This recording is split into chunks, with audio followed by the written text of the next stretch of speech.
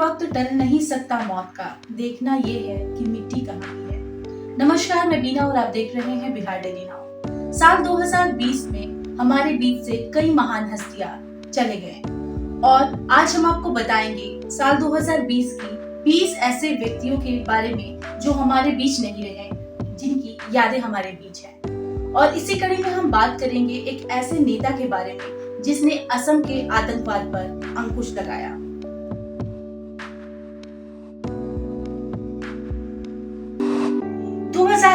जब असम के मुख्यमंत्री के रूप में तरुण गोगोई ने पहली बार असम का बागडोर संभाला था, उल्फा आतंकवादियों का खौफ पूरे इलाके में कायम था।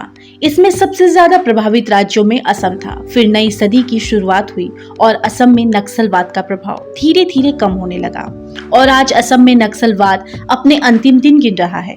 असम के लोगों के लिए यह सफर इतना आसान नहीं था। इसके लिए एक कुशल नेतृत्व की जरूरत थी जो उन्हें तरुण गोगोई के रूप में मिली। आज गोगोई इस दुनिया में नहीं है, लेकिन असम के विकास के लिए जो छाप उन्होंने छोड़ी उससे आने वाले दशकों तक उन्हें भुलाया नहीं जा सकता।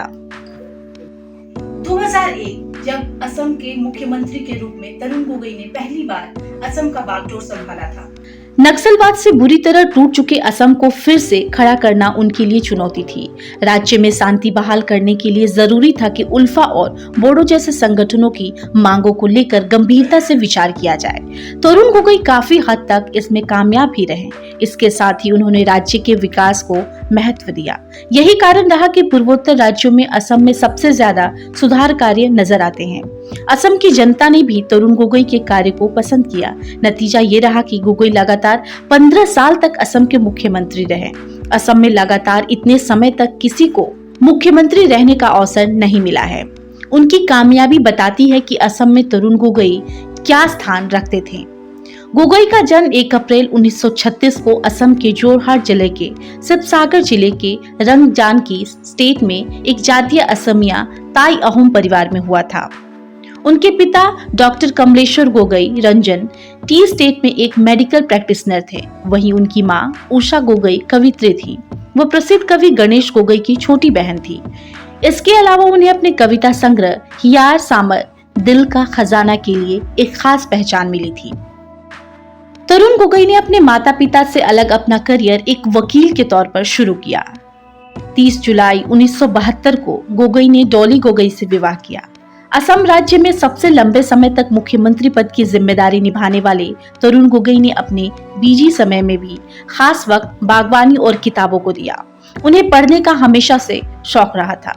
इसके अलावा खेलों के प्रति भी उनकी रुचि रही। वो टेनिस और फुटबॉल जैसे गेम पसंद करते थे। उन्होंने असम में लागू एनआरसी कानून का भी खुलकर विरोध किया था। उन्होंने कहा, ढेरों आसामी भारतीय खासकर बंगाली हिंदुओं का नाम एनआरसी में नहीं है, जबकि कई विदेशियों के नाम इसमें जोड़े गए हैं। यही कारण है कि उन्होंने इसके विरोध में याचिका डाली थी और 36 साल बाद फिर से काला कोट पहनकर कोर्ट पहुंचने को लेकर खूब चर्चा बटोरी थी।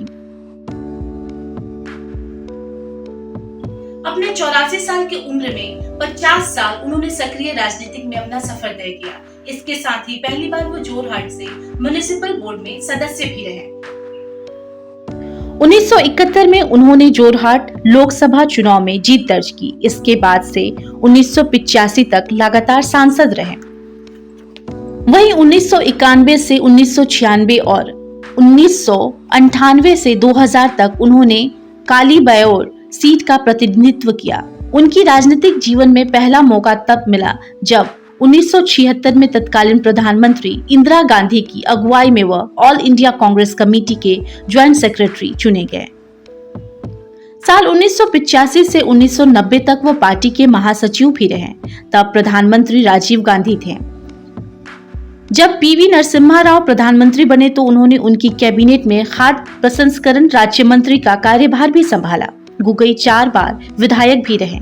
उन्हें सबसे पहले मालग्रेटा विधानसभा क्षेत्र से जीत हासिल की। इसके बाद 2001 से वह तीताबर विधानसभा क्षेत्र से चुने जाते रहे।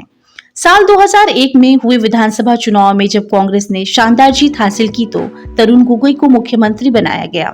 इसके बाद रिकॉर्ड रहा कि वो लगातार 3 बार सीएम चुने गए।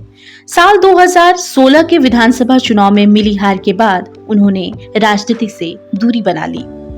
इसी साल 23 नवंबर को लंबे बीमारी के कारण उनका निधन हो गया और पूर्वोत्तर की राजनीति से एक बड़ा नाम हमेशा के लिए अस्त हो गया।